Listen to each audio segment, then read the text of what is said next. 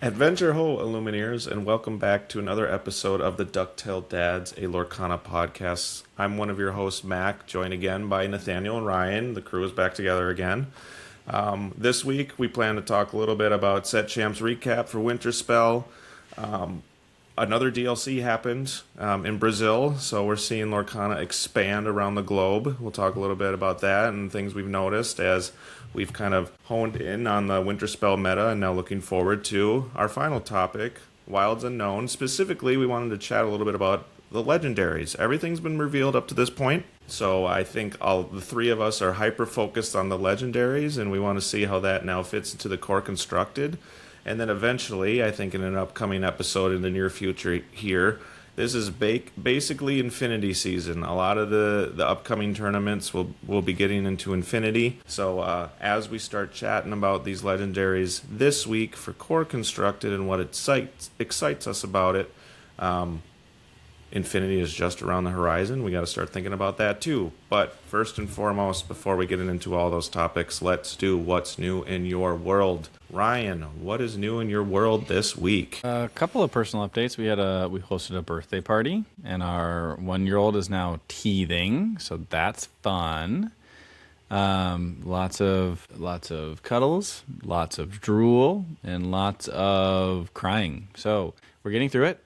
And hopefully we can sleep through the night tonight, and fingers crossed that goes well. Otherwise, there was a bit of a power outage last week, so my internet has been on the fritz since then, which is also a joy to navigate. So if I drop off of this recording, I apologize to the listeners that I will not be joining back in, just because I don't know what's going to be happening with the internet if it goes out. So that's on the personal front. On the Lorcana front, I was just kind of playing and staying connected with the game through the online play system, playing a little bit of core constructed, playing a little bit of set 12 core constructed, trying to get a feel for some of these new cards that we're going to talk about, especially the legendaries, and then also just playing a lot of sealed. Actually, just fun to mix it up a little bit. They have different versions of sealed that they're rolling out every now and then. The creators of the site are, so it's fun to just kind of stay connected in that way. And as we approach Wilds Unknown and I prepare my pocketbook, my wallet, for the hemorrhaging of the money that will occur, and waiting to see exactly what comes out in terms of high-quality cards and high-quality card combinations, for that matter. See what set 12 cards can break the core constructed meta, or break into the core constructed meta rather. And I think there's a couple of legendaries we're going to talk about that are going to be able to do that. But we'll get into that later. Nathaniel, what's new in your world? So I'm really glad, Ryan, that you talked about the cards that are breaking in and just like the excitement around Wilds, because I'm also excited to purchase these cards. I think I held back a little bit on the last set, and to a lesser extent even Whispers. So kind of figured that this would be a higher spend set because it is Pixar after all. So from a Lorcana front, I did play in one last set champs on this final weekend, which was great. There were actually quite a few that did happen this last weekend. I think there were like 8 in the Minneapolis area. So yeah, pretty high amount for the last weekend. So that's cool. And on the personal front, we celebrated my twins' birthday with a few other people a little bit bigger, so we just did a little small thing on their actual birthday last week. This weekend we did something a little bit bigger for them, and we celebrated with an ice cream social, so that was super fun. And I think with anyone who's been like in the Midwest can kind of know that like late April, it's kind of tough to gauge. Are you going to have 80? Are you going to have 40? Are you going to have snow? So, or is it rainy maybe? So we kind of got like a little bit closer to 80 than we did to snow, thankfully, but it wasn't like the most comfortable day for an ice cream social, but they still ate plenty of it. They still had tons of fun. So yeah, it was a solid weekend with able to kind of pivot both between like a set champs and also celebrate my little guys. Mac, what's new in your world? Not much Lorcana, but first and foremost, mine was a lot of just family visiting. I had a pretty good celebration with some family over the course of the last weekend, as well as we hung out with my brother, his wife, and their kid as well, and along with my kids, and they kind of ran around. My brother's son is younger than my 2 boys, and my 2 boys are just jazzed to show their little cousin everything that they can do and want to teach him everything. So it's kind of funny to watch that relationship blossom as well. And yeah, they had a good time. So very exciting. Other than that, I was kind of caught off guard by DLC Brazil.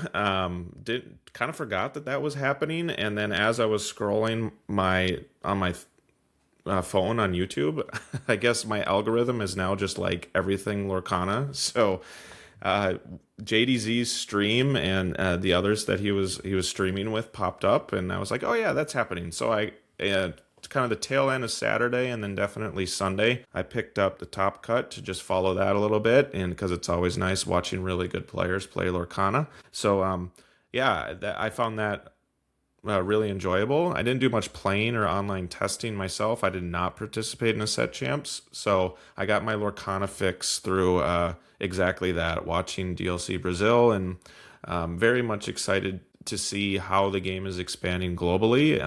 I think in other areas, this was kind of Ravensburger's intent, right, for the duration of Season 2, and then hopefully in Season 3, we just take everything that has been introduced, as well as kind of the old guard with Europe and North America, and then just expand that even further. So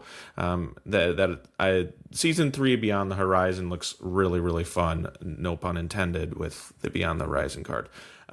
But yeah, overall, really good weekend, and looking forward to what's coming around the corner, because there's a lot of excitement there as well. So, like I said in the intro, we're going to talk a little bit about set champs, and that's kind of the first thing we want to get into. Only one of us participated in set champs this past weekend. Nathaniel, how did it go? What's the recap like?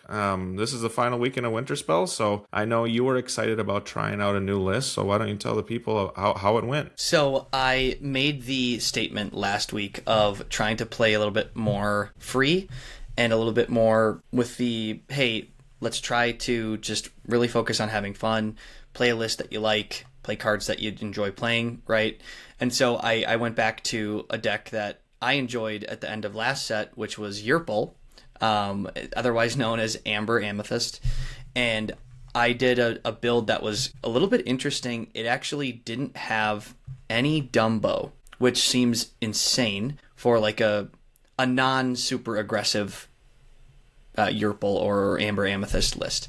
I think in prior sets, Amber Amethyst was really known as this like hyper aggressive deck. It could like shoot tons of lore onto the board really early, get insta lore through things like Goat and bouncing goats and stuff like that, gathering knowledge and wisdom, things like that I think were really common in those types of builds. I went with more of what we've seen more recently, with a little bit more of a control-ish mid-range list. I can't say control in front of you guys because it's not quite that. But when you do have an 8-cost uninkable in your list, it feels a little bit bigger, a little bit slower. So this list relied a lot on reloading through the library. So I got to make plenty of fun jokes about how I was moving my characters into the library so they could spend some time reading before they'd get banished and draw me more cards. And so it still had like a lot of the standard stuff, like Junior Woodchuck guidebooks. It had Genie back in that list just to kind of give it some additional pressure, but also that card draw engine as well. And it did have a few Demonas and the Purple Hades in it. So cards I have been playing a lot lately. The card that I went really back and forth with, and again, I did take this list. I was perusing online. I'm a net decker. I admit it. But I found this list, and the one I wasn't totally sold on it. It was 3 copies of Finders Keepers, which is a card that I think a lot of folks have been sort of out on for a while, right? Because you're kind of taking usually a turn or most of a turn off to just like refill your hand. But in a deck that has a board wipe, that sometimes is totally okay if you board wipe and then the next turn you like reload heavy and maybe lay down like one thing. That feels pretty good. So I did just full send it, and it was a ton of fun. I think it's also a list that people don't always have a lot of practice against, something like that. An Amber Amethyst build that's focusing more on that type of stuff, like board wiping and using like location synergy to draw cards that way. Very much felt like a Ruby Amethyst of old in some ways, right? Where you're going to kind of prepare for the be prepareds, pun definitely intended, by moving your guys into a library and drawing a million cards so that like even if the board wipes happen from you or your opponent, you're always fully stocked with a full grip of cards. So it was I really enjoyed it. I think I even missed multiple times like library get you a lore at the start of your turn because frankly I'm not that used to playing locations more recently either. But yeah, it was cool. And I think one thing I also observed about the weekend is once again, there's just so much variety in this game right now that I think I really hope stays through this upcoming set and beyond when we hit rotation. There was Amber Steel, there was Red Green Burn, there was Boosty Boys, Amber Ruby, and then Neon Yurple, right? Like again, it's like lots of different ink combinations I think is always a really good thing. And also just like hearing how other set champs went. Like I heard one of our more recent attendees on the podcast, Jenna from Love and Lorcana, won a set champs on Purple Steel. So it's not dead, right? So I think that was cool too, just to hear like that they had plenty of variety at their set champs as well. And Purple Steel was able to still have some success. It always makes me happy. So that was super fun. I think one of my highlights of my experience this weekend was when I played the Amber Ruby deck. When you have cards like Library and you know that you're running board wipes and they're running board wipes, but you get to refill from your location. I put him into some really tough situations because I'd always have like 3 or 4 guys in the library, which basically said like, you have to board wipe or I'm going to quest for a bunch. But then if you board wipe me, I'm going to draw a ton. So there was one game where I think I drew like 11 cards from my guys just getting blown up while they were in the library. So that was kind of funny. But yeah, Yurple, super fun. And I was very much successful, I think, in my goal of playing a list that I liked, I was going to have fun with. And I did do fairly well. I ended up getting runner-up, so I'll take that. Ultimately lost to our friend Ernie on Amber Steel. But you know, I think, again, if the focus was fun, then success was had. That's awesome. Yeah, congratulations on the runner-up. It seems that Amber is kind of taken over, kind of in the dark horse of this set. But now upon like release of Wilds Unknown, Amber is like, oh my gosh, is this the new color that everyone needs to get play sets on? Or are you just going to feel super behind? I know Blurple and Purple Steel have kind of been local favorites here. So I'm actually encouraged by the fact that you ran into a set champs that were still running a lot of these niche decks, so to speak, in the Winterspell meta. If there's one kind of set champs recap that I want to put kind of a bow on this on set 11, it's the fact that I have been pleasantly surprised with how wide the meta has been this set champs season. Sure, you have your favorites like the aforementioned Blurple and Purple Steel, right? But the only set champs I went to, there was 9 unique decks. In conversations with you guys on previous episodes, you guys have experienced a lot of variety in the deck builds that you've seen at your set champs as well. So that's really encouraging to me that the meta seems expansive. It seems wide. And there's a lot of, I don't know, it's just catches you off guard in a good way, I guess is what I'm trying to say. And so that's my one note from the Winterspell set champs is, yay, it's getting there. We're expanding, and this is exactly what I think we wanted. So before we move on, what do you guys think? Any last thoughts on the Winterspell set champs meta? Yeah, Mac, I want to double down on something you just said about Amber, because it definitely is getting a buff once again in the upcoming set. But when you look at the identity of that, we talked last set about how Amethyst was the super strong color. You know, I ran like a different Amethyst list at 4 consecutive outings, and it was performing really well. Whether you could just kind of go in a ton of different directions, and it was such a strong core ink color that the other 20 cards could sort of change slightly the direction of what you were doing, but the Amethyst core was so strong. When you look at Amber right now, like I was just talking about how Amber Amethyst is a really strong deck, but like Amber Emerald is dogs, which is going crazy, and we'll talk about that in just a moment. Boosty Boys is Amber Ruby, which has very much shown to be a strong deck, and people have won set champs with it, and has its own place in any meta. Amber Steel is definitely back. That has won, I think, a lot of local set champs in our area. And then even Amber Sapphire, right, being this like bigger control deck that we currently have right now, it feels like Amber is, again, this ink color that can stretch a lot of different directions, and it's really stinking good. So I think it's very much something that you're going to have to be prepared for, and the companion ink color feels a lot like the situation we had with Amethyst, where that just sort of says what direction the Amber deck is going to go, but almost every Amber deck feels quite good right now, of those kind of core ones that we see, right, of the 5 combinations I just outlined. Ryan, what do you think? I mean, who really knew that if you give the aggro ink color a board wipe, that all of a sudden it covers the entire meta? Who'da thunk? I think what we're seeing is just this divergence from previous ink identities, and we're kind of in that bridging period between the first 8 sets where Amber had a more of an aggressive ink identity, and then the past 3 sets where it's been more of this like adding in some control tools or like toolboxy options or ways to fight certain meta decks in a convenient way. And so namely Horseman Strikes was a great way of bringing that more into a control aspect. And then just having some of the stat lines that Amber has been able to print forever. Since there may be some vanilla cards get a little bit higher willpower and still qualifying strength numbers, so like 3-cost Bagheera 4/4 or a 4-cost Nakoma 4/6, like it's just big characters that are going to fit well into a control shell with whatever other characters you're able to add in on top of that. So like they're not like the staples of the control shell, but they add a lot to it in that sense. So they kind of had these options laying around, and now I'm terrified a little bit of Set 12 Core Constructed. I think Set 12 Infinity will be a very healthy landscape after people have an opportunity to work with it and live in it and kind of figure it out.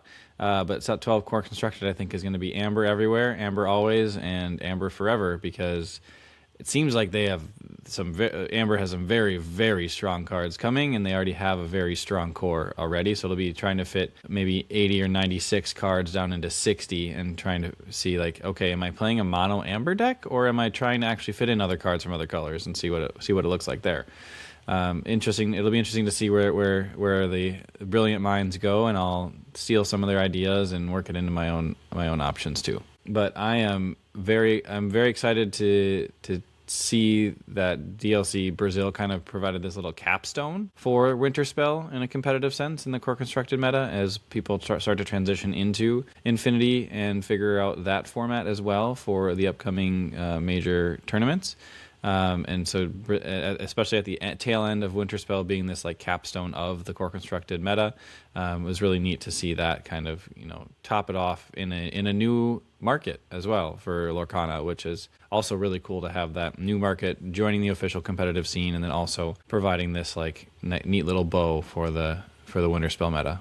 Yeah, and Ryan, perfect transition into DLC Brazil, because that's what we want to chat about next. Kind of blending not only what you were getting into here as the capstone event for Winterspell, but in this Amber conversation, Amber was prevalent, very much so, especially in the top 4. So I think this is a good way to kind of continue to speak on the viability of the Amber color right now. So Brazil happened. Now, correct me if I'm wrong, and maybe none of you know, I don't know, but I believe Brazil is obviously a new region that's introduced in Season 2, and I don't think it feeds, because it's not North American, so it won't feed into a North American championship. I think it's its own South American championship. I really don't know. That's something we'll correct on, but either way, I think it's really cool that they're expanding all over the world. Brazil is a huge country, and from what I know and I have been learning over the course of the last weekend, has a surprisingly really, a strong TCG feel just in general, which has been fun to follow and learn more about. But Amber was in 3 of the top 4 decks. I know the Ultimate Winner we'll get into who that was in a second, was Dogs. That Dogs player beat another Dogs player in the semifinals, and then the champion, the runner-up was also playing the Amber Steel variant. The final one was Blurple, and I believe that was DKP. He made it the top 4. But the winner was none other than Zan Syed again, who was the winner of DLC Ghent in Europe a month or 2 ago. And he is just running rampant on this Dogs build this might be the greatest, how do I say this, professional play mastery of a single deck in Lorcana's history is what Zan has done with the Dogs list over the course of the Winterspell season in the last month or 2. He's won 2 DLCs, which is absolutely insane. So congratulations to Zan. He is officially the first 3-time DLC champion. Previously, it was him and Frank were the only multi-winner ones with 2, and now he has now surpassed that one more with 3. Congratulations, Zan. Wow. That just goes to show that like how effective Dogs can be in a wider field. When we see wider fields, as we prepped for, I made the joke about it as we were starting to prep for this set champ season, like we seem to prep for a DLC field here locally when really we should have been prepping for more variety. Well, at a DLC, you tend to see those top 5 decks more often, and that's where Dogs seems to really shine. Yeah, Dogs is scary is what I'm learning in a big field, at least in this meta. We'll see how it changes next meta. It's probably going to stick around for the next set for sure until rotation comes around. But yeah, what are your guys' thoughts on Zan's win? Kudos to him. Congratulations. Nathaniel, you got any thoughts on Dogs? I know, Zan, when you first got into the game, you adopted his Emerald Steel build. And you've kind of been following him ever since you joined. It's just, wow, he's on a tear. Yeah, I think it's very clear that he has a very good idea about what is the best deck, and he will just try to play that better than everyone else. And if he can do that, then he can win. I think he's actually said those exact words before. So, I think his Dogs build is really good into Dogs mirrors. I've certainly ran into it during testing before, where it creates these complete non-games where it kind of feels like it doesn't really matter what you do, you're just going to lose. And when you play a player that's that good and knows, I think, precisely the right line to take with each of his turns, it's going to always be very challenging. I think what's also interesting is I think he was very forthcoming with the type of deck he was building. Like, he told people about it, and I think he also may have even made the mention of like, hey, yeah, Tramp's super busted, maybe we should see it get banned.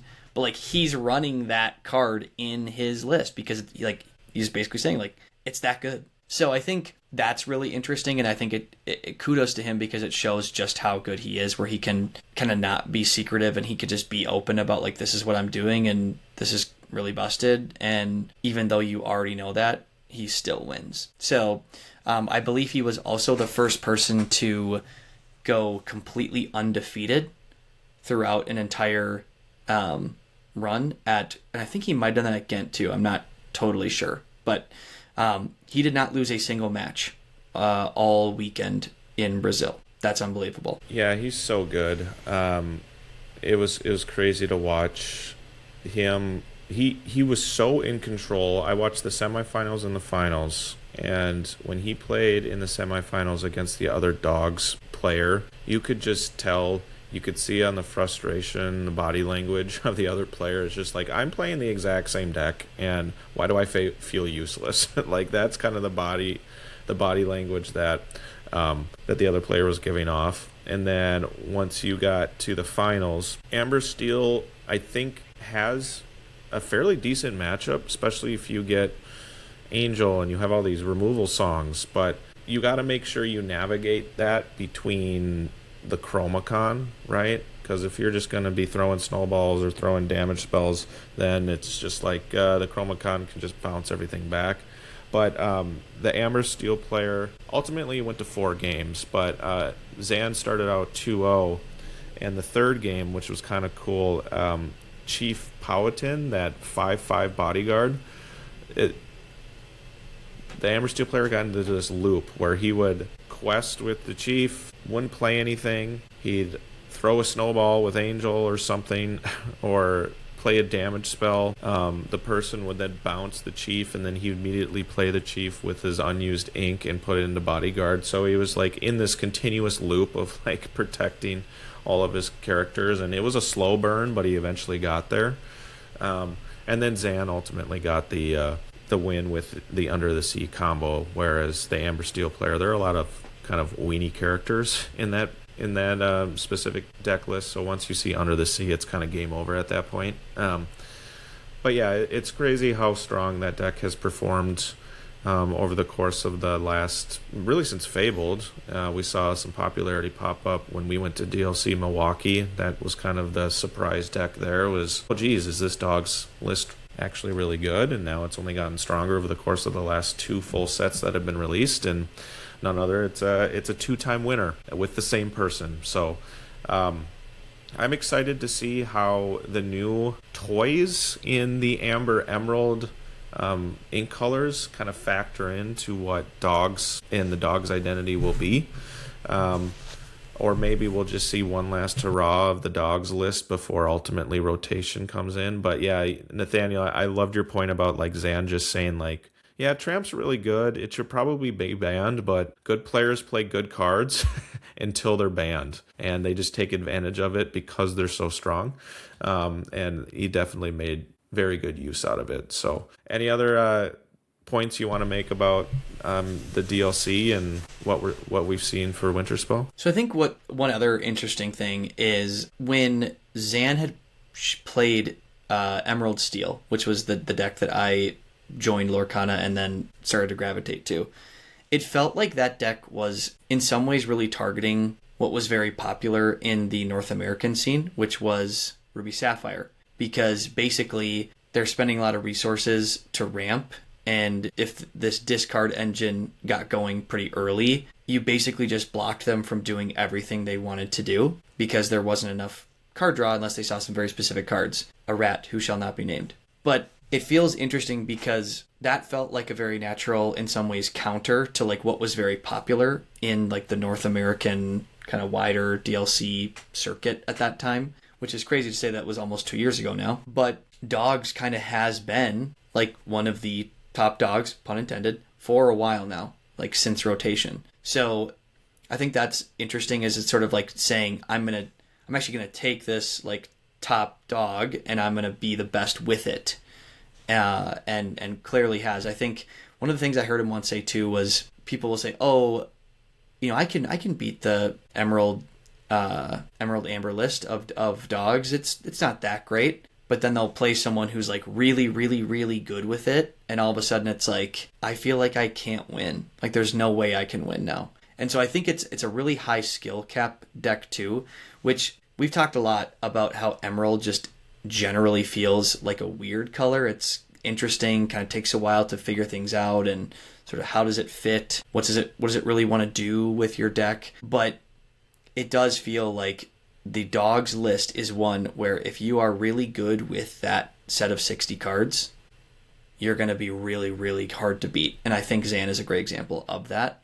Where there are other decks where, you know, call them brain smooth ones, where it's a little bit more obvious, like the lines that kind of make sense in whether you're on the play or on the draw in certain matchups, right? Like it becomes a bit more clear, I think, like what are the good cards, where I think there is a high skill cap here, but if you feel like you're Thanos. And for what it's worth too, I'm not a great dogs player, but I did test with it a little bit to see what it felt like and see like, what does this struggle with? What's good against this? And there are times where like even someone who's not that great of a dogs player, like when it does the thing, aka you get to like cheat out tons of early ink, you get your tramp, you filter through your deck, and you get to like board wipe someone super early in the game and they just basically can't come back. It does feel very powerful when it does do that. I think what then kind of separates these really, really high-end players is when you can't do the like totally busted thing that you want to be able to do, how are you pivoting, right? And what are the decisions that you're making to make it so, depending on what the opponent ink color or what they're doing, you can still counter them even when your deck maybe doesn't like fully brick, but doesn't do like the crazy strong top end thing that it could possibly do. And I think that gets highlighted by the fact that a player like that in a best of 3 just finds a way to always win too. Yeah, you mentioned it perfectly. It's definitely the high skill cap. But once you reach that mastery, that's exactly it, right? It's like, it's the most effective deck once you get to that mastery level. So a crazy deck, not something that my brain wraps its head around, or at least I don't have the time to practice it. So congratulations to Zan, 3-time DLC winner. And I'm excited to see where it goes from a Worlds perspective. He's obviously earned his ticket ×2 now at this point. So he's going to Worlds. Very deserving player to go to Worlds in terms of his just flat out skill. And you could quite consider him the best player in the world right now because he's performing at it, considering the amount of success he's had over the last month or two. So with that being said, I think we can put a wrap on not only DLC Brazil, but not the Winterspell meta, because we are a week or two away. What is it? 2 weeks away officially from pre-released for Wilds Unknown. And up to this point, we are recording on April 27th of 2026. And all of the cards have been revealed, but we really want to narrow in and just have a discussion on the Wilds Unknown legendaries. What excites us? What ink think got the most spoiled? Best, worst? Are there trends within these legendaries? And just have a conversation about that. For those of you who are not on video, you haven't heard Ryan's voice for a reason. His internet did officially poo-poo. So it's just me and Nathaniel for the rest of the night. But I'm glad we got his 2 cents in on the set chance recap, and some of his ideas at the first part of the episode here. But he will be back next week. So Wilds Unknown legendaries. There's a lot going on here. So Nathaniel, you pulled up Woody here on the screen for those of you on video. It makes me want to think that you want to start with him. So this card's good, isn't it? Yeah, I figured we'd go in ink order here, and which unfortunately also means that we're going to start talking about some of the best legendaries right off the rip, which includes this Woody. And I think there's been some mixed feelings about this Woody. So for those who are not watching, this is the legendary Woody. He is a 5-cost uninkable, 1 strength, 5 willpower, quest for 2, shift 3. Whenever you play this character, whenever this character quests, draw a card. Then you may play a character with cost 2 or less for free. And then his other ability is your other toy characters get +1 willpower. So not only is he buffing up your toy characters, he also you get to draw a card when he quests, and you get to also cheat out a 2-cost or less character. So he's kind of doing a lot of things.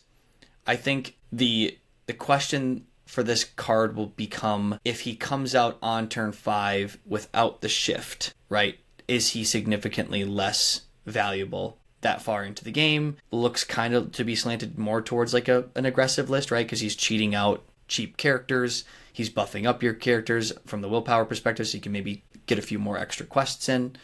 So I think that will be really interesting. But just looking at the card itself, I feel like this is a really good card. It's probably in the top half, at least, of the legendaries for this upcoming set. And it's Woody, so that's awesome. I would be thrilled to pull this card. Mac, what are your thoughts? Yeah, I still at first glance, and granted, like, I am not a pro by any means, so excuse me, I don't know. I'm not able to like deck build as effectively as all these other people have over the course of the last week since the whole set has been released.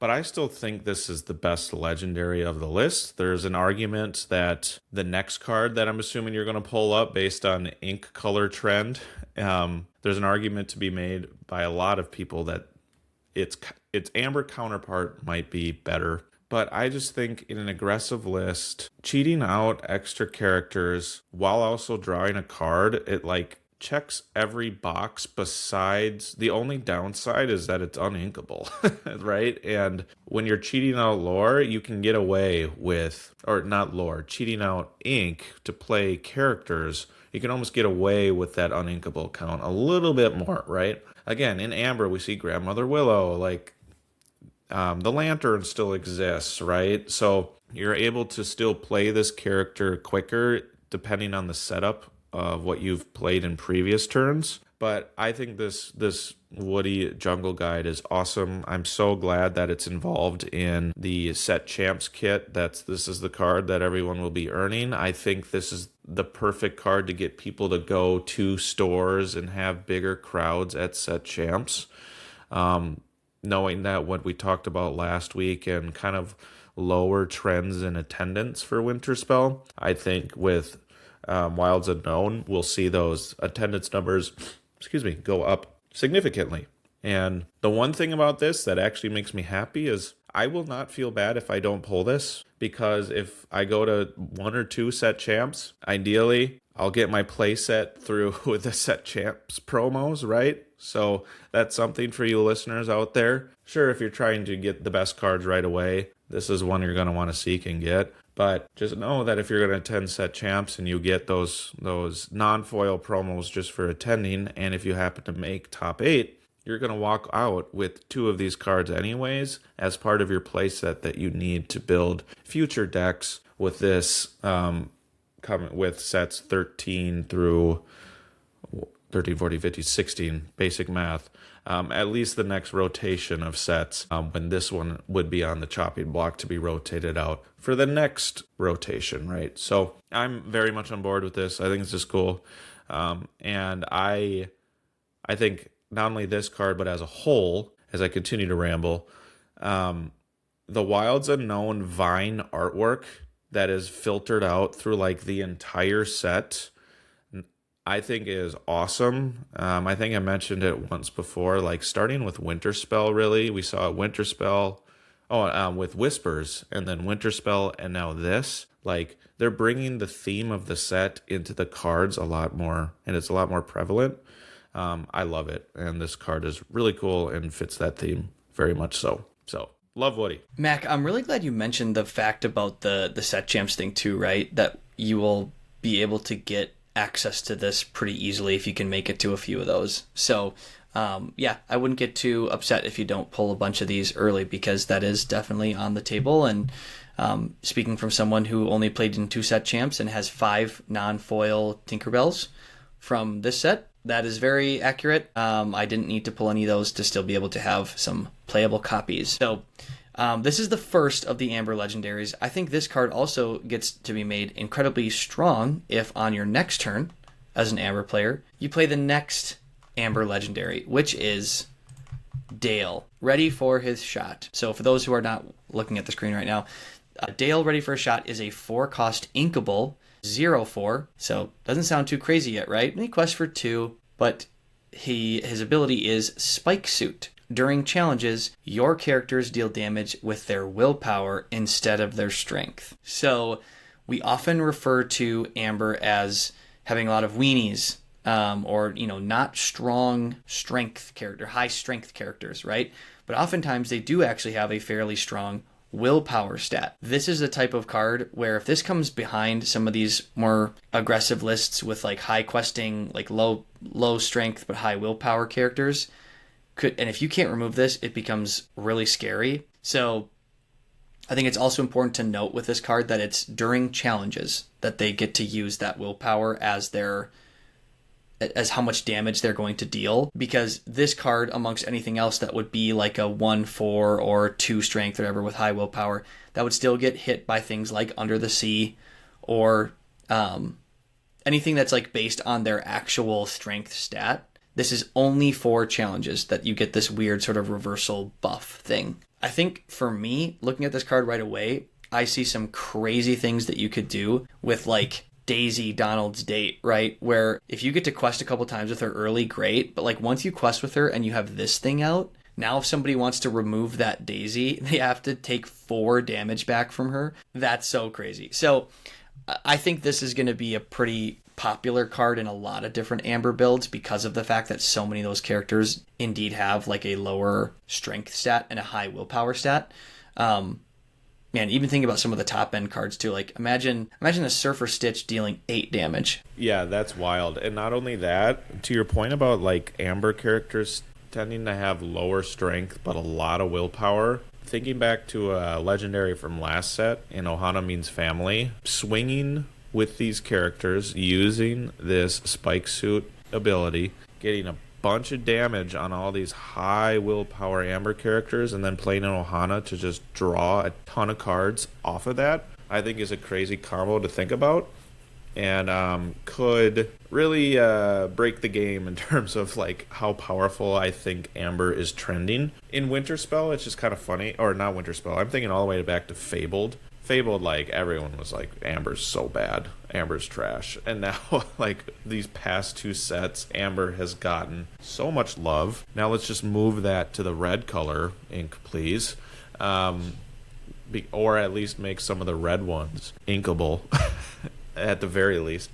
But, yeah, I think Amber is well on its way to being the favorite color, at least at first look. And I think Dale and Woody are for sure the top of that list on everyone's mind. One thing to keep in mind with Dale, if you still have your play sets of Baby Sisus and Headless Horseman, the Ruby Legendary from Whispers in the Well, those are going to be some effective cards for the like spot banish removal. And I am personally predicting a rise on those type of decks. So keep that in mind if you're going to be a player that's going to trend and try out a lot of these Amber decks. The aforementioned Ruby that needs some love, maybe those past cards that we thought were kind of strong but just didn't fit might start making them their way out a little bit more and having more popularity as a result of these Amber cards that we're seeing. So one thing in mind about Dale, he is still a 0 strength character and can easily be banished by things like that, or to your point, Under the Sea. But still, really good card. Yeah, I genuinely think that might just be the best legendary, but we'll see with some of these other ones too, because there are still some good ones to be had amongst the other ink colors. So next is Amethyst, and this is an ink that I think got plenty of love in the last couple sets as far as legendaries go. I think certainly Amethyst got 2 of the best legendaries in Whispers with Demona and Hades. But the first here is going to be Snow White Merry as the Morning. She is a 2 strength, 3 willpower, quest for 1, 3 cost inkable. First ability is whenever this character quests, you may return chosen 7 dwarfs character of yours to your hand to draw a card. And the second ability is Never Forgotten. During an opponent's turn, when this character is banished in a challenge, return this card to your hand. So kind of an interesting, like, if she's banished in a challenge, comes back to your hand, like we've seen plenty of cards with that ability. I think the dwarf synergy here for the 6 weeks that we get to actually have this could be a card I think with like a dock chain could go crazy, where if you play this character on 3, you dump, maybe your art, or at some point in the game, right, you play this character and she doesn't get removed. The turn that you quest her, if you like dump your hand and play a dock, then you could quest with this Snow White and return the dock card to your hand. It kind of acts like what I think we've seen some people start to do with the 2/1 Olaf character. I think he's a 1 cost where when he gets banished, you can return one of your characters, any character, to your hand. This would be specific, and usually folks with like a purple steel build would return the dock to their hand so they can burn their hand out, draw 2 more cards again by playing him. This could have some interesting dock synergy. I just think it's a little bit too specific. If there was like a theme deck, I think, yeah, this could potentially have some synergy, but this is a significant power down when you compare this to like the Dale card we just talked about, right, Mac? Yeah, and the only thought I really have on this is this reminds me a lot of the Yen Sid brooms builds of old from sets 1 through 4, and we saw a lot of the magic brooms with Yen Sid, and Yen Sid just got stronger based on how many brooms you had on there. This gives me this vibe.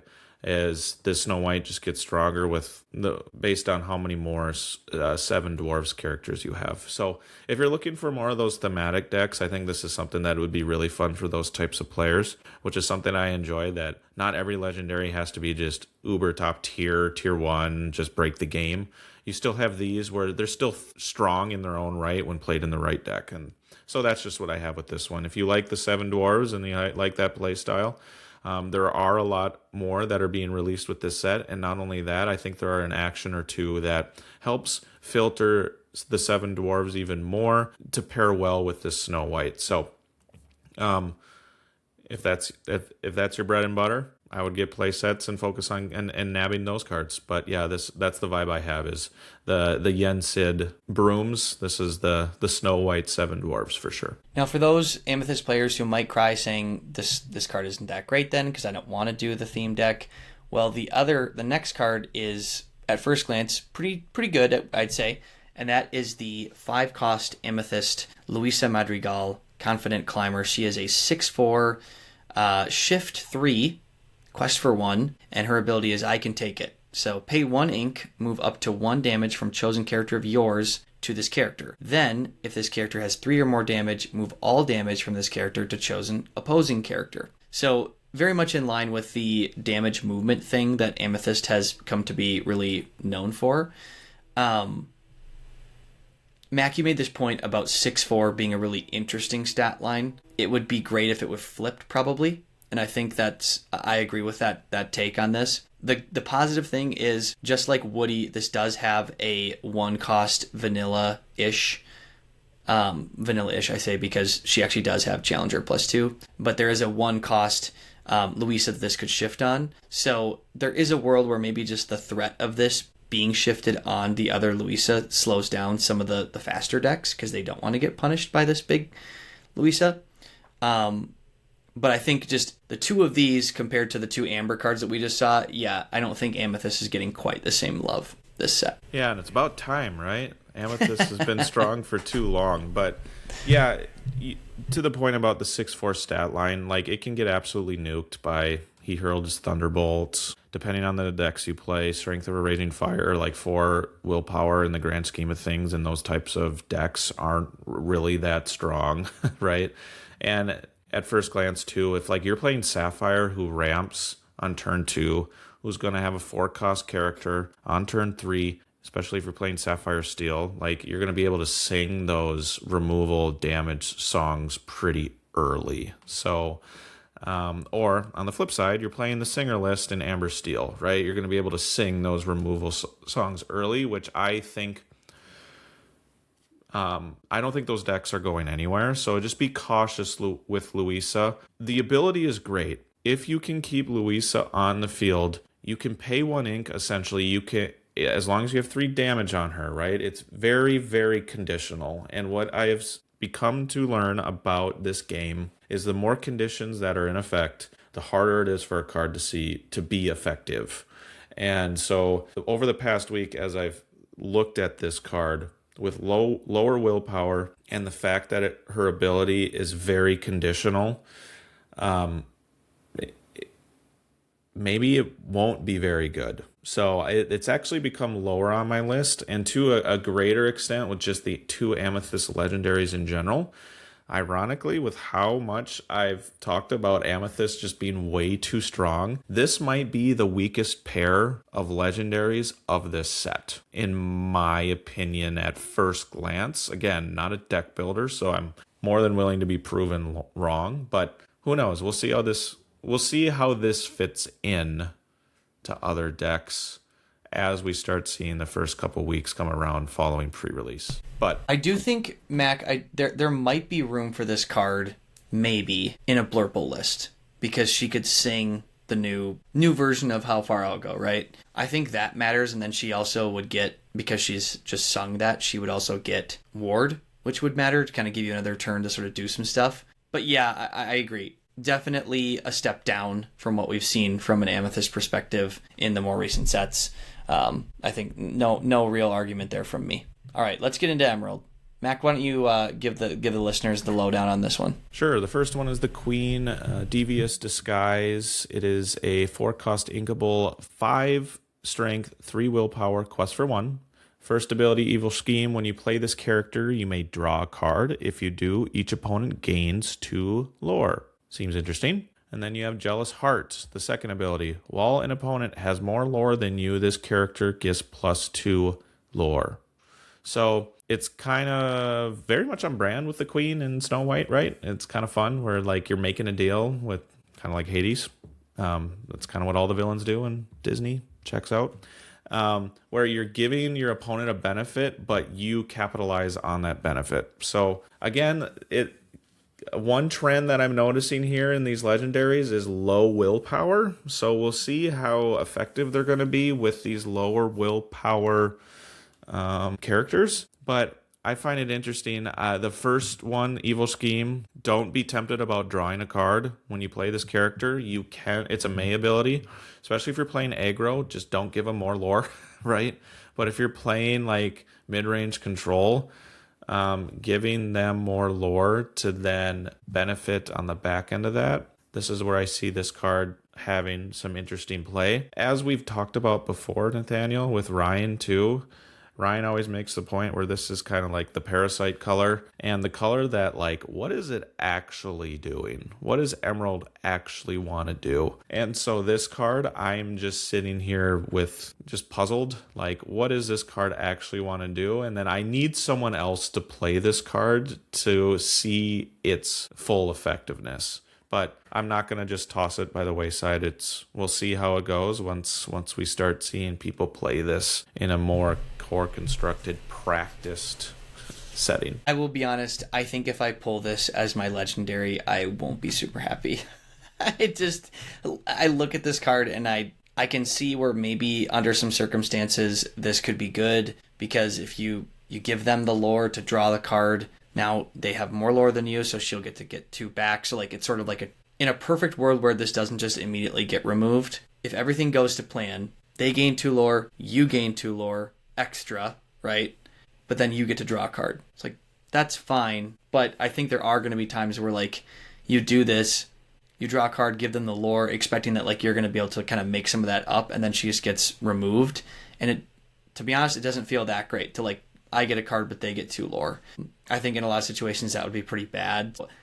I will go as far as to say I don't really like this card. I think, Mac, to your point, let's let some good deck builders figure out some way that this could cook. But on first glance, I don't think this is all that great. I think the next one could be good for Emerald.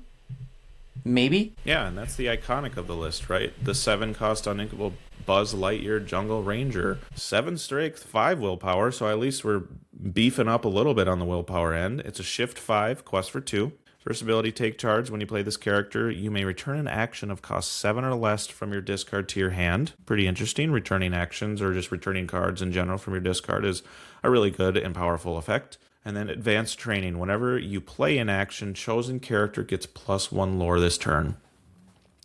At first glance, when I saw this card, I was like, does Ruby Emerald have some play here with like the Half Shark and like all the singers from... Oh my gosh, I'm blanking. Max Goof. Goofy movie? Goofy movie, thank you. Like, they play a lot of actions. Like, I don't know, maybe this just seems like a fun list. But then also Buzz is obviously a toy from Toy Story. And I know the 2 main toys lists are Amber, Emerald, and then Ruby also has a lot of toys with the new legendary Sid, right? So do we see a lot of toy synergy here? Buzz does not specifically have any toy synergy in his abilities, but does he make more sense as he's playing actions, as these more aggressive toys with higher lore? Maybe you can beef them up even more. We'll see how it goes. It is the iconic, so everyone's going to want to grab it anyways, or at least try and chase for that card. But I'm curious to see, especially this second ability, whenever you play an action, chosen character gets +1 lore, how effective you can like churn out actions in order to utilize this. I can also see this in an Emerald Sapphire in a ramp style deck. So we'll see how it goes. I know this is one where I'm, again, puzzled. What does Emerald want to do? I think I could see this. I've seen some fun Robin Hood builds that are he's a Ruby one, right? Where he's a 1/4. When he The quests, sharpshooter? you get to look at the top 4, and then you get to play an action with, I think, 5 cost or less for free. And so, like, people sometimes do that and leverage that into, like, a Dragonfire or something. I think in some of those decks, there could be maybe some room for something like this, where you get to just really churn out actions a bunch. And, like, being able to replay things like Dragonfire is insane while establishing a character like this big. So, yeah, I mean, if you shifted this and you'd already played Dragonfire earlier, now all of a sudden he brings it back, you Dragonfire one of their big threats, and then you just give him the lore pip and he quests for 3. Like, that's really good. So I think there could be room for something like this. I don't love that it's a 7 cost uninkable, because yes, it has the shift target, but I think oftentimes what we see is, like, high cost uninkables have to be really amazing, or you have to have some sort of way to, like, get rid of those if you don't want them. So, like, maybe you run what's the cheese kid from Bobby. Bobby Zimmerowski, cheese whiz guy. Maybe you, like, if you have this and you don't have the shift target, like in your opening post altar, you can then have a way to sort of, like, get rid of this, because it's not going to be that great in your opening hand if you don't have the shift buzz. But I think it's a fun card. Again, I think when you compare this to the 2 Amber legendaries, it's not particularly close to those 2. Yeah. The one thing I'll give as a kind of a sprinkling of hope here is, in all the play testing that Ravensburger does while releasing new cards, there's a reason that they make certain cards uninkable. So at first glance, you might think, why is this uninkable? It kind of feels weird. I'm holding out hope that there's a reason there during their initial playtesting. So we'll see how strong that this card actually is and why it's uninkable, as again, we start seeing decks put these things together. It's got to be you on this one, Mac. Ruby, yeah. Ruby. Speaking of uninkables, the first Ruby legendary is a 6 cost uninkable Sid Phillips, the toy surgeon, 5/5. We've talked about it a little bit in one of our other kind of initial release videos. His first ability, playtime's over. When you play this character, you may banish another chosen character of yours. If you do, each opponent chooses and banishes one of their characters. And then the other one is double prizes. During your turn, whenever a toy character is banished, gain 2 lore. And I didn't mention it, this character, Sid himself, quests for 2. So kind of playing off the old Lady Tremaine from sets 1 through 4. The only kind of, obviously the main difference is you need to banish one of your characters in order to force one of your opponent's characters to banish one of theirs. It gets around ward, so that's really good if your opponent doesn't have a very wide board, and especially if that one character or 2 characters that are on board are warded. Your opponent can't get around that because they are choosing which character to banish, not you. This Sid also works really well with the Ruby Sid toys that have been announced as well. That's obviously the main goal with this Sid, is to keep banishing toys to get its effect, or its secondary effect of instantly gaining 2 lore. And this is the one where I talked about Amber Ruby toy synergy might be a thing. There's just more toys in Amber. There's more toys in Emerald as well. So Sid just becomes very strong if you're in a toy type of build to utilize his instant gain of two lore. So I don't think it'll see much play. Maybe I personally only think it's kind of like the old Tremaine that was like 2 or 3 copies, not necessarily a 4 of. I know Ryan pointed out that he sees it as, because it's so niche, you're only going to see it in a toy deck, so therefore you're going to see 4 copies of Sid. But we'll see where this goes. I'm just happy to see Sid in the game and utilizing the Toy Story theme. I think it's just really fun and thematic. Yeah, I think, Mac, if there is like a toy meta, this becomes incredible. And if there are enough toy characters, this could kind of be an awesome card that you build around. Again, remains to be seen. It is still a 6 cost uninkable card. But I think Ruby kind of getting back into its banishing ways, maybe there's something here for this.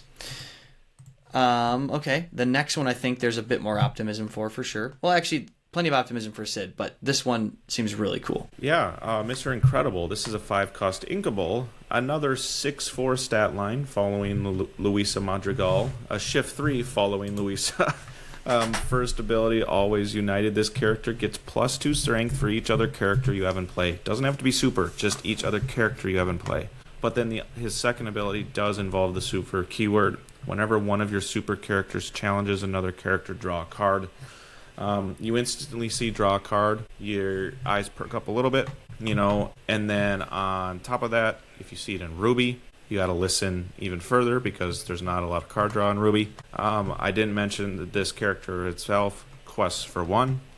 That's not the main point of this one. This card, we talked a lot about it off air. I think this card is meh at its current state. However, if supers become super prevalent in the core constructed game, this is the card that you have to look at. And secondly, I'm just like, if this, in a world, if his stats were flipped and he has 4 strength, 6 willpower, I think this card would have been so much stronger because of his ability that he gets buffed with 2 strength for every character in play anyways. And maybe that's the reason why he's 6/4 and not 4/6, because then he would have been super overpowered. But what could have been if his strength and willpower were flipped, I could have seen a lot of potential in this card. But as of right now, it could get instantly nuked by He Hurled His Thunderbolt. So we'll see. I'm kind of meh on this card, unless supers are really important. Yeah, I think Mac, that's a good point. Like the +2 strength for each other character that you have in play feels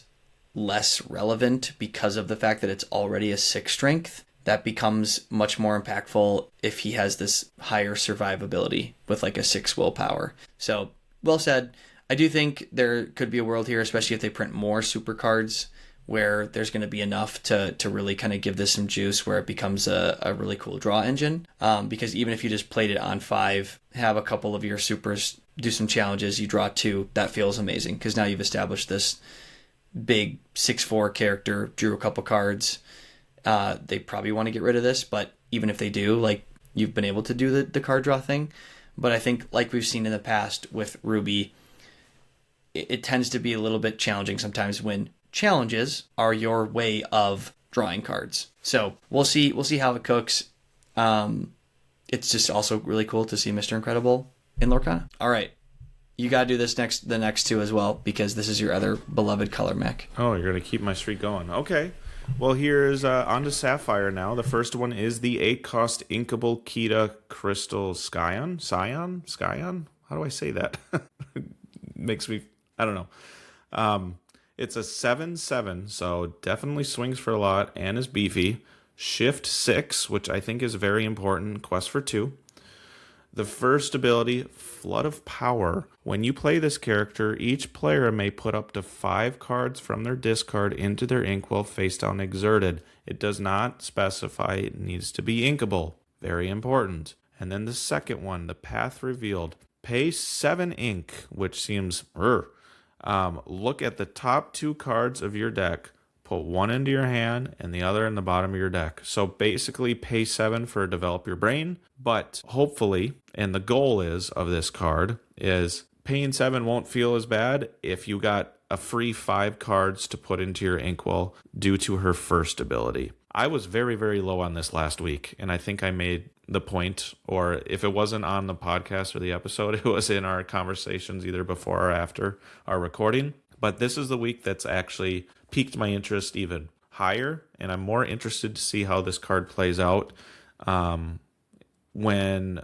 Wilds Unknown is officially released, because knowing what Sapphire wants to do early game, and that's playing a Develop, playing Sail, playing a Visions of the Future, playing all these like low-cost actions that immediately go to your discard, singing One Jump Ahead. It's like, okay, I'm starting to see where it makes sense, where you might have 5 cards in your or in your discard at a point when you're going to play this Kita and then instantly just have a million more cards in your inkwell, and that's what Sapphire wants to do because it tends to have the big bombs to lay on your opponent. I also think what's very, very good about this card is the Shift 6, because over the course of the week, I really didn't realize how many potential shift targets there are for Kita, and I think that is a really big deal. To get this card a 7/7 body earlier in the game while ramping and then having basically a free develop your brain for the rest of the game. Okay, you've got me interested, so I'm interested to see where this goes. I mentioned it about Amethyst and Emerald, like, what do you want to do here? With Sapphire, I still feel that way, but it's more in a positive direction. Like, I'm excited to see where this goes. And not only with Kita, but the next card too, that we'll talk to in a little bit. But yeah, Kita's piqued my interest. What about you, Nathaniel? Yeah, I think to your point, Mac, this is really interesting with like this hyper ramp effect like on play, and having the Shift 6, knowing how early this could get out in a Sapphire deck is really interesting. And even if she didn't, you could still conceivably get this character out by like roughly turn 5 or 6 for sure, even without that, just because you are ramping. So it allows you some time to get some of those things like Sail, Develop, Visions into your Inkwell, to your point, and could arguably take away some of the need for a card like Moana, to your point, Mac. I think you had mentioned this off the pod, in Sapphire decks, because of the fact that, one, this still has the princess synergy with your Cinderella, and it basically does what Moana's doing, but it does it like all at once in one singular turn. So that's kind of amazing, because now that you get this extra 5, maybe you could take a few turns off from inking to kind of focus on refilling your hand, because now you don't have to ink for turn anymore because you have all this ink. So that's really interesting. This card does seem really cool. I think the pay 7 ink to do a Develop Your Brain is just funny. And the fact that you've hyper ramped, to your point, Mac, does make it feel a little bit less bad, because you've just added 5 into your Inkwell anyways from her effect. So super interesting card. I think she will potentially see some play. All right, Mac, our last Sapphire. Sure. This is, like I said, I'm excited to see where this goes. I know you're actually lower on this Ursula card than I might be initially. The 3-cost inkable Ursula Deal Maker, 2 strength, 4 willpower. Quite a bargain is the first ability. When you play this character and whenever she quests, another chosen character gets +2 lore this turn. And then, by the way, at the end of your turn, if this character is exerted, put chosen character of yours into your Inkwell face down and exerted. She quests for 1. So I think any card that you see that on play and on quest, basically shelling out a free lore, is something you have to look at. And then being able to ramp at the end of each turn if this character is exerted. Obviously, that's what Sapphire wants to do.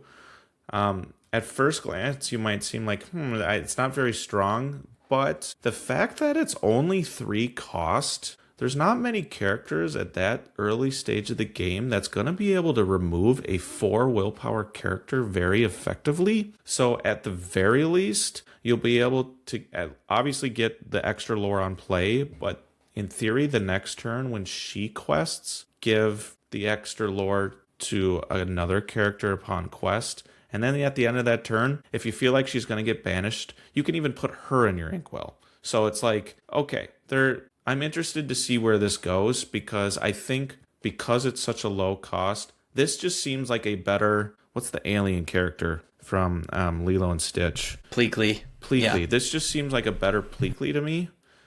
So we'll see where it goes. Actually, Mac, now that you have drawn that comparison to Pleakley, that was another card where I think upon release people were really low on Pleakley, and now he's starting to actually see some play in some of these Sapphire decks. And if your game plan with Sapphire is to just work your way to a Raging Storm anyways, if you can get some bonus lore early and use this Ursula as yet another way to hyper ramp your way to 8, that's not really that bad.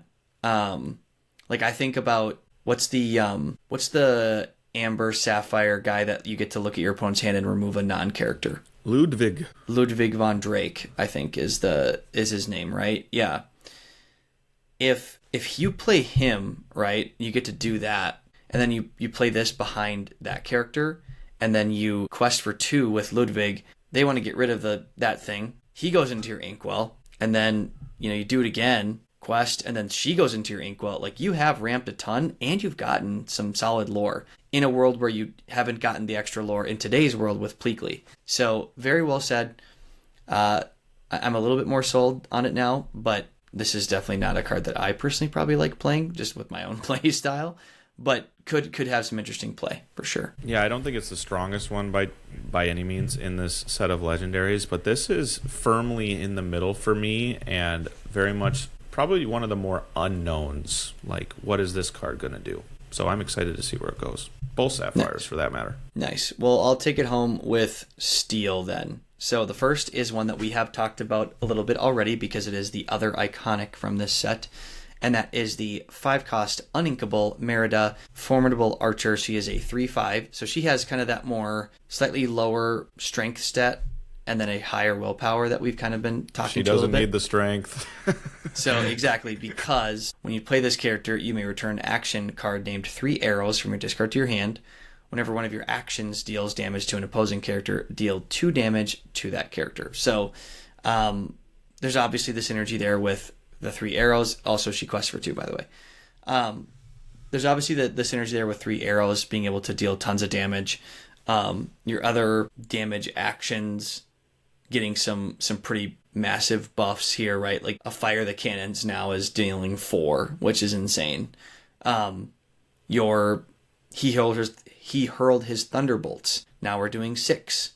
It does an extra 2 for strength. So like that is actually interesting to me, I think, because there are times where you're playing a bigger deck and you do just need to stretch out like a little bit more damage to make that removal song feel really good, like it normally does when you're playing it like in the earlier game. This could be incredibly impactful where, you know, somebody lays down like a purple Hades and they're like, yeah, this is safe, right? Like they only have like 2 characters on board. It's going to be really hard to sing this down with the strength of a Raging Fire. But all of a sudden now the 4-cost thing that came down before this can sing He Hurled His Thunderbolt, get the buff from Merida, and all of a sudden now that big thing is gone. So that's definitely going to be there.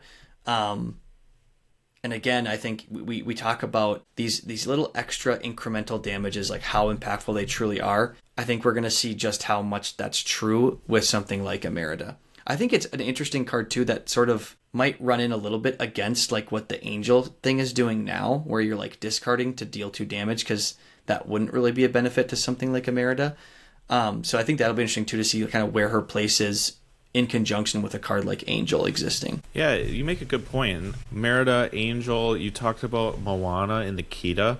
There's a lot of like butting heads of cards from legendaries of the previous set, which I think is kind of interesting in a funny trend. But with Merida, I think between the 2 Amber legendaries and this one, though, these are the three firmly in the top 3. And I don't care what order you put as first, second, or third, but I think these are the 3 best legendaries of this set. Merida, I think, is going to be awesome, especially with the rise in Amber Steel Song's resurgence. That's just more songs that can deal direct damage.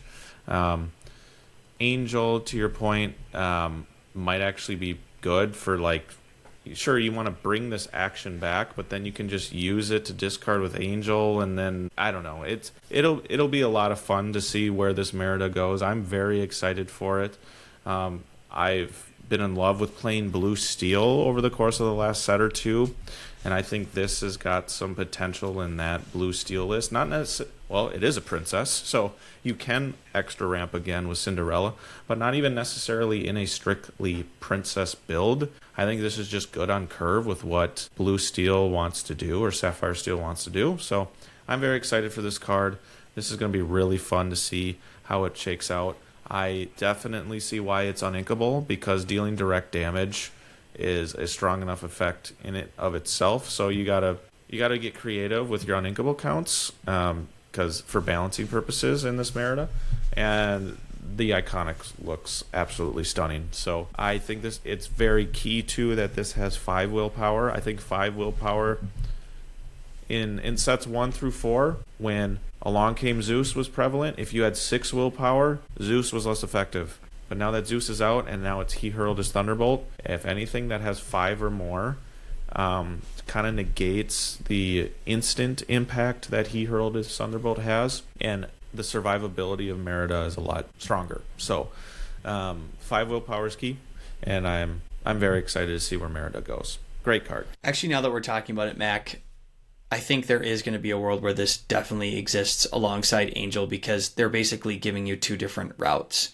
You know, if you don't have some of the songs, you can still get the stretch damage with Angel. If you've got some of the actions and stuff right, you can kind of lean more into the Merida effect. So I think it gives you definitely another avenue, and it makes those removal songs and actions in a lot of these steel decks just that much more scary. Yeah, good point. I think this is the purpose of our conversations, right? Where at first we were like, might not be very good, but maybe it is going to be really good. We'll see how it goes. And especially with like steals like draw a card, discard a card effects, like odds are you're going to have these 3 arrows in the discard, and it's going to be easy to recoup it with Merida's first ability, right? Yeah, and great point. Like yet another engine, right? As like a fake card draw, right? You're drawing and discarding, but then you're going to recur it later. So that actually does have tremendous synergy with something like an Angel, because you could just choose that as the discarded thing and then use that as like fake card draw. So you got to just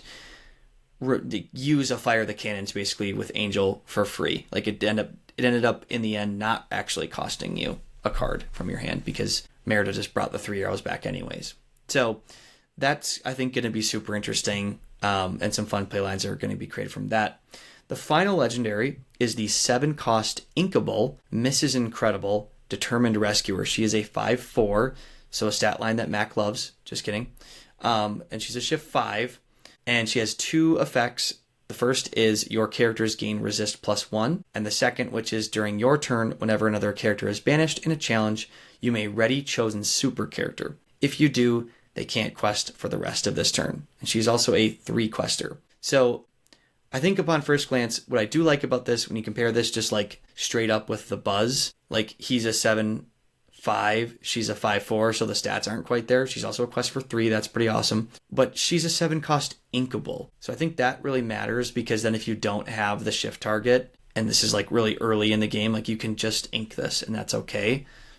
I think in a supers build, she's going to be awesome. We saw Ryan made this point about how powerful Cogsworth was in the olden days pre-rotation by giving everything resist. So I think that's a really powerful effect with this. Sadly, she doesn't also have ward, so she can still get targeted, which would then remove that resist that you've just given everything. And then I think that the second effect could be interesting if you set it up correctly, and you can kind of get a bunch of questing and challenging, or like tons of challenging in, to essentially board wipe with this if you had a bunch of supers set up on the turn that you played her, if your opponent has exerted their board.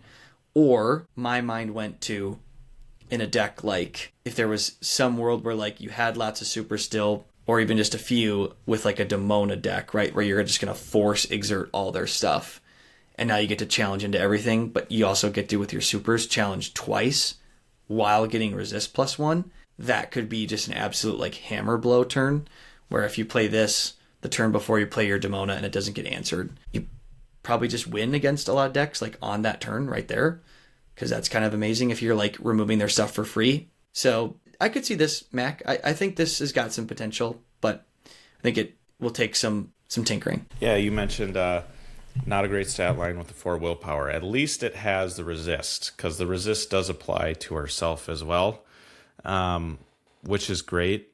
I think the first thought I have on this is, I think this is it might be the best legendary in sealed or like limited, because anything with resist is really good, but anything that allows your things to re-ready.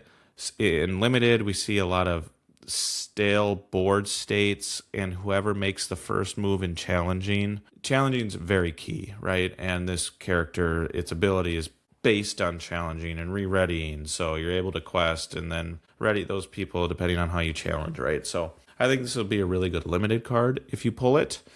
Kind of interesting with the other supers is a lot of the other supers we see are in Ruby and Amethyst, but this is a steel card. So I'm curious to see how this fits in the overall super theme, considering the fact that its ability is super focused. So we'll see how that shakes out. But overall, very good in limited. Will it see core constructed play? I am not very optimistic. But the last point, I continue to chuckle on one of the statements you said in one of our friend groups, Nathaniel. It is, you made the point about like when how far I'll go replacement. I forget what it's called off the top of my head. What more can I do or something like that. That is like a nerfed version of how far I'll go. And this just seemed is like a nerfed version of what Cogsworth was, giving everything resist, but Cogsworth also had ward, so you couldn't do anything about it. So it's just more to that statement you made that Ravensburger, I think, started to realize when the sets 1 through 4 metas were taking shape a year and a half ago now, while they were starting to develop these cards. They realized, oh, when we get to this stage, we got to nerf some of these really good cards. We like what they do, but we got to nerf them in a different way that makes them more balanced. And I think the Cogsworth comparison with Mrs. Incredible here is a perfect comparison.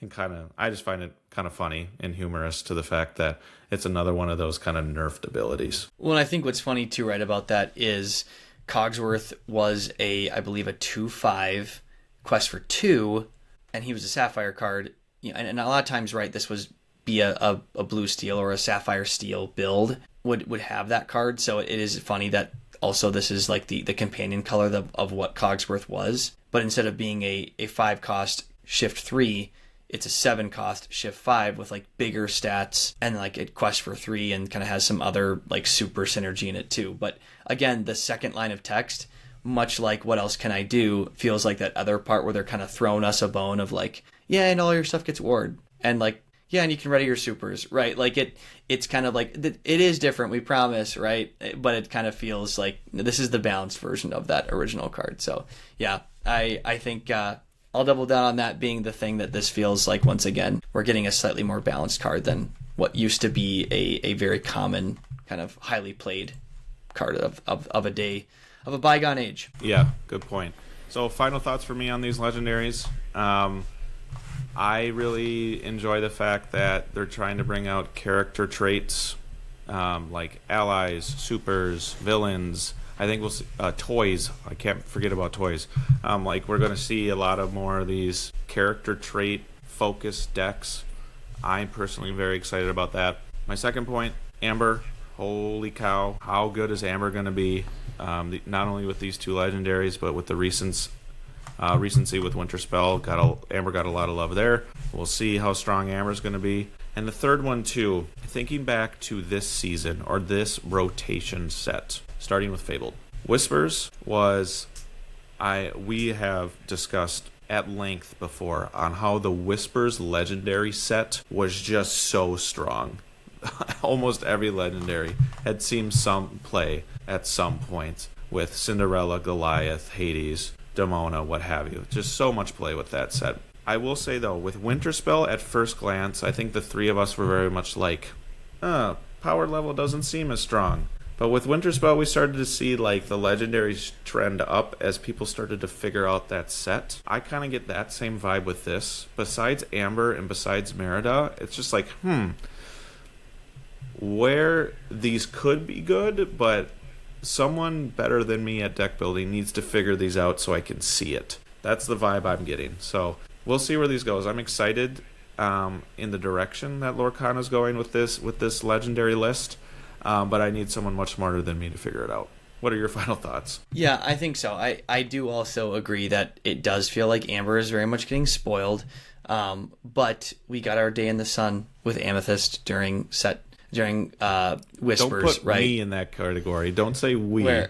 Sorry, us Amethyst players, we got our time in the sun where, I would argue there were 7 really good legendaries released in that set, which is Goliath, Cinderella, Webby from those 3 ink colors, and then Hercules and Headless Horseman are both quite good, and then the 2 kind of course the ones that we go right to are Demona and Hades, right? So 2 of the really the 7 really good legendaries were from Amethyst. So I guess Amber can get their time where they get to be, 2 very good with 1 Dale seemingly unbelievably good. cards coming out for them. And we could see just how it completely warps what happens with some of these deck builds. I think it'll be really fun, really interesting. But the Wild's timeline is extremely fast, right? We only have like 6 weeks with it, 8 weeks with it, right? Because I think it's like a month after pre-release and it's already into set champs. So it'll probably feel like it's here and gone before you know it. Yeah, that's a good point. I think that just means the after set champs, there's going to be a little bit longer of a break between rotation number 2. But yeah, I am very excited for Wilds Unknown. I'm excited to see where the meta shakes out because we have a lot more card availability for core constructed play. We're also getting in the middle of Infinity and a lot of the Infinity DLCs. So we're definitely going to start chatting about that as Infinity prep is just around the corner. And let's bring back that beloved Ruby Sapphire deck. But we've talked a lot at length about these legendaries. I'm excited. Pre-release is around the corner, so we got to chat about that too. So let's put a wrap on this show. We post all of our content on Spotify, Apple Podcasts. We have both the audio and video recording on our YouTube channel. We post on Instagram from time to time as well, so please be sure, leave a like. We do look at comments, so if you have suggestions or if you want to reach out and give us your thoughts on any deck builds and what have you, on any of our programs, I guess, you can find us. Please comment and we will reach out and at least take a look. And who knows, maybe your comment will be featured on an episode. That being said, Nathaniel, thank you so much for joining. Ryan will be back next week once he figures out his internet. But for the time being, let's get the duck out of here.